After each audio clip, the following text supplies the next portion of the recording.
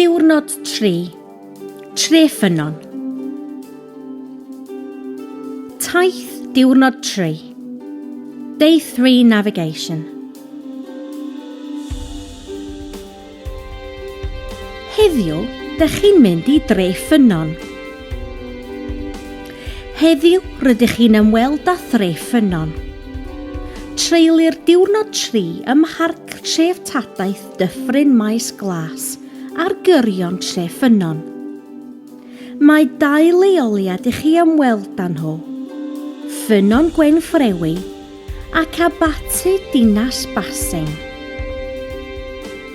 Today you're visiting Holywell.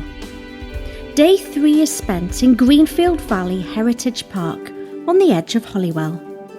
There are 2 properties to visit, St Winifred's Well and Basingwork Abbey, Ffynnon Gwen Frewi ac Abati Dinas Basing yn Gymraeg.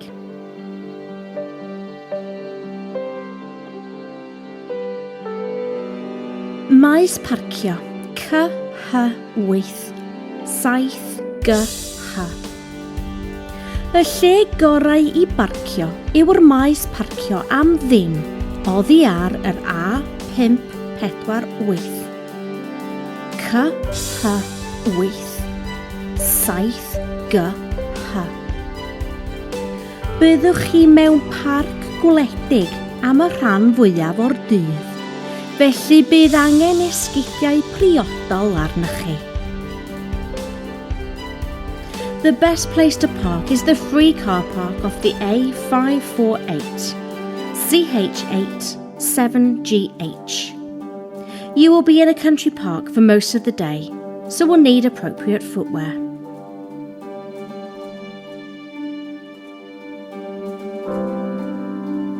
Parc tref Taith Dyffryn Maes Glas. Cerddwch i fyny o'r maes parcio i fynedfa'r parc tref Taith a throwch i'r dde wrth gyffordd y llwybrau. Wrth y ganolfan ymwelwyr ychydig y tu hwnt i Abati Dinas Basing, mae arddangosfa am ffordd Pererinion Gogledd Cymru. Walk up from the car park to the entrance to the Heritage Park and turn right at the junction of the paths. By the visitor centre, just beyond Basingwork Abbey, there is a display about the North Wales Pilgrim's Way.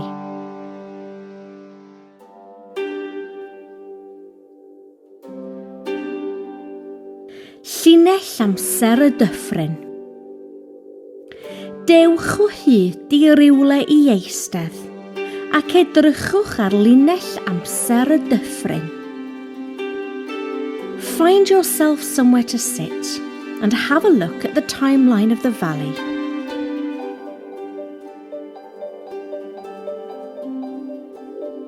Yr hen rheilffordd. Cerddwch yn ôl tuag at y gyffordd a cherdded i fyny ar yr hen reilffordd i Ffynnon Gwen Frewi. Mae hon yn daith gerdded tua milltir i fyny'r allt ar lwybr tarmac. Walk back towards the junction and walk up onto the old railway line to St Winifred's Well. This is a walk of about a mile uphill on a tarmac path.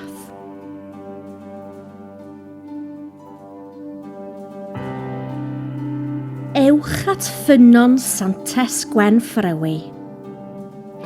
Ger pen y bryn, dilynwch yr arwyddbost oddi ar y rheilffordd ac ewch tuag at y ffordd gan droi'r chwith pan gyrhaeddwch chi a pharhau i fyny'r bryn i gyrraedd y ffynnon. Near the top of the hill, follow the signpost off the railway line and head towards the road, turning left when you reach it, and continue up the hill to arrive at the well.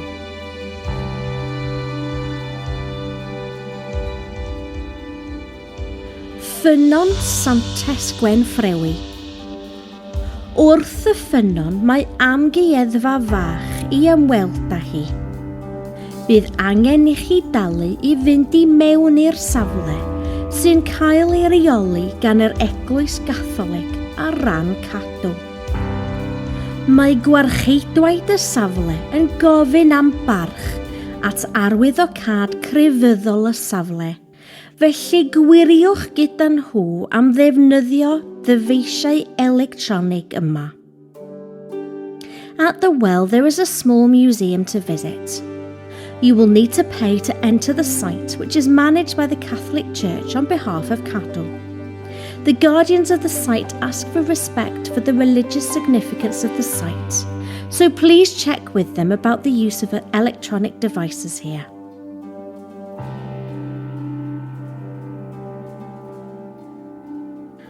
Amser cinio, canol y dref. Rydych chi bron ar ben y bryn. Gallwch barhau i fyny i ganol tre ffynon ei hun os bydd angen i chi ddod o hyd i rywle i gael bwyd i ginio. You are nearly at the top of the hill. You can continue up to the centre of Holywell itself if you need to find somewhere to get food for lunch.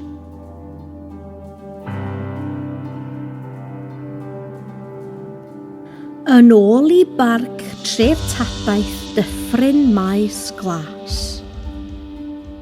Ewch i lawr y bryn yn ôl i'r parc tref Taith. Yn lle dilyn yr hen drac rheilffordd yn ôl i lawr yr allt, rydych chi'n aros yn agos at yr afon, a byddwch chi'n ei chroesi sawl gwaith. Dilynwch y map i'ch helpu chi. Yn gyffredinol, rydych chi'n mynd i lawr y bryn, yn ôl tuag at eich car. Head down the hill back into the Heritage Park. Instead of following the old railway track back down the hill, you are staying close to the river and will cross it several times. Follow the map to help you. You are generally heading downhill, back towards your car. Ar eich ffordd, fe welwch. On your way you will find Melin Maes Glas, Greenfield Mill, Melin y Ddôl, Meadow Mill,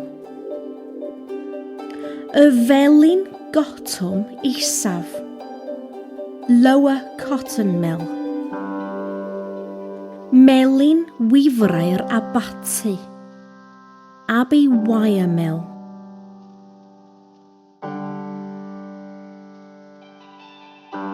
Abati Dinas Basing. Pan gyrhaeddwch yn ôl ar waelod y bryn, mae'r ganolfan dref Taith. Efallai y byddwch chi eisiau dod yn ôl ac ymweld â hi ar ddiwrnod arall. Tŷ Dinas Basing a'r Abati yn agos iawn at ei gilydd. Nesaf, mae angen i chi fynd i mewn i safle'r Abati.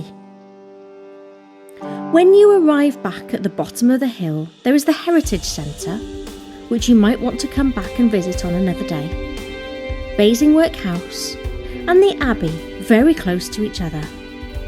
Next, you need to head into the Abbey site.